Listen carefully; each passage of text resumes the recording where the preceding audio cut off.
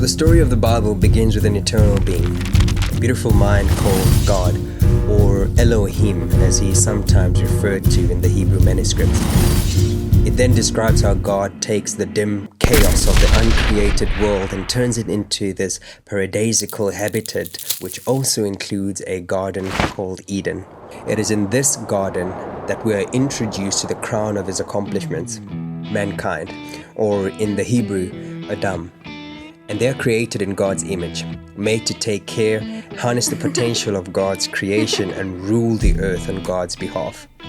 But with this power, humans are then confronted with a decision that is represented by a fruit tree.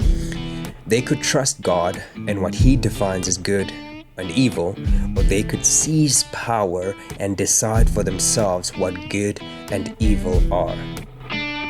This ain't easy, darling, 'cause the devil's on my trail. An uncanny creature, only referred to as a serpent in Genesis, tempts Adam and Eve into being suspicious of God's intentions, and the couple gives in. Because of this, sin and death entered the world, and this led to violent power grabs, suspicion, and severed relationship, and a perverse nation, Babylon, who have redefined evil as good. And their nefarious intentions, birthed from a suspicion towards God, caused them to be inherently blasphemous. But in the middle of all this chaos, God decides to call out Abraham and Sarah. He promises that through them, a new people will be born, and they will get a second chance at choosing Elohim's way of doing things. And if they do, it will open up a new way forward for the rest of humanity. This is why the Bible focuses on this specific family for most of the Old Testament. The rest of the Old Testament is a story of how God continuously tries to win back humanity using judges, kings, and even going as far as using prophets to guide them personally, warning them that if they continue being rebellious, it would lead to them going back to Babylon, but this time as slaves. And that's exactly what happens. God's people will be confronted with the same temptation Adam and Eve were confronted with. And time and again, they will choose to redefine good and evil apart from God's guidance. So even with God guiding them personally through his prophets, mankind still failed. At this point, the only thing that God's people have are the promises of a soon coming leader, a Messiah or Savior, and this leader would save God's people by taking up the sins of the world upon himself. And this is sort of where the Old Testament as we know it ends. And the promises of God concerning this leader are, well, just that, promises. And there is silence for what is believed to be 400 years. No prophets, no guidance, no promises. The story of the Bible continues with what is referred to as the New Testament. Here we're introduced to a man called Jesus.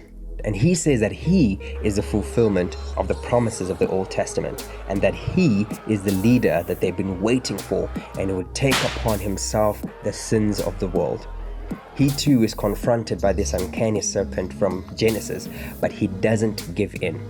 He goes on to teach that God was going to rule the world through him. He also went on to teach and demonstrate God's definition of good and evil. He taught things like any life is redeemable, and that true power is in humility and servanthood. He claimed to be the Son of God, and that nothing was impossible with God. His words were proven by his resurrection from the dead after he was crucified for his claims. And through his death and resurrection, humanity had received the once and for all sacrifice needed to be in right standing again with Elohim. And now humanity is once again faced with a new decision to make, represented by a new tree: to believe what Jesus taught and follow his example, or to once again redefine good and evil in their own terms. After Jesus left, he entrusted his message with a few people who would then continue to teach what he taught. And even in difficult times filled with mocking and persecution, those people continued spreading the message. Some of the leaders would write letters to encourage one another in this mission they had, and their stories and messages and lessons that make up the rest of the New Testament. The Bible then concludes by pointing to a future day, when Jesus returns and all suffering will end, where justice prevails, evil is eradicated, heaven and earth unite, and all men and women will have peace, and the love of God will govern their hearts and lives forever.